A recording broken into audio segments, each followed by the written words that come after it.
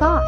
Once upon a time lived a very greedy fox who only wanted to eat and who ate everything he could find. He was also a very idle and lazy fox and never did any work to earn his living in an honorable fashion. He just wanted to enjoy himself whilst everybody else did the work, which is a very bad thing. Our story is about this fox who spent his time stealing food wherever he could find it. He ate the grain that was thrown to the ducks. He drank the cat's milk and ate the dog's meat, taking everything left unguarded in their homes. One day, Mrs. Rosie had just finished baking some delicious cakes when somebody rang the doorbell. She left the steaming cakes on a plate and went to open the door. But when she did so, there was nobody there.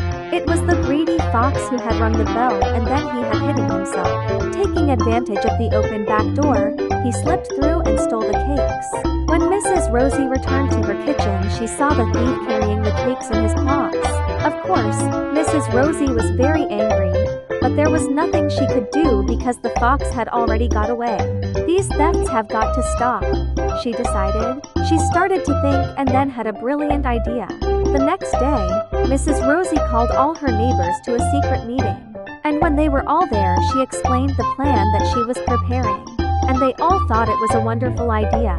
"We shall do it today," said one of the ladies.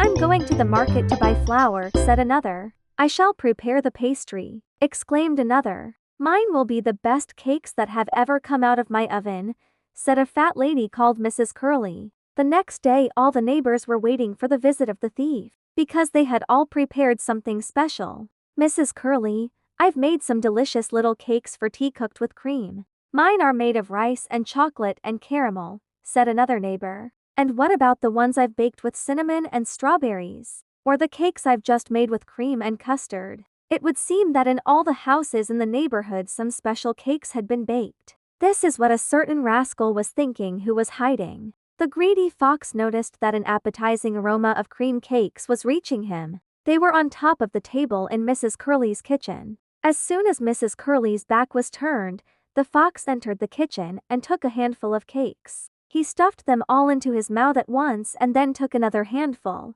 But as he was eating them, he noticed that something wasn't right. "What a horrible taste they've got," he thought. "Perhaps the others will be better. Let's try one." He ate another handful, but they tasted even worse than the first lot. And he went away choking in the street. Then the bad fox thought he had better eat something to take away the nasty taste in his mouth, something that tasted nice. So he went to Mrs. Frilly's house. Nobody prepared such delicious cocoa biscuits as she, which the fox well knew because he had robbed her on other occasions. There were some delicious-looking goodies on Mrs. Frilly's kitchen table. The fox waited for her to go away and,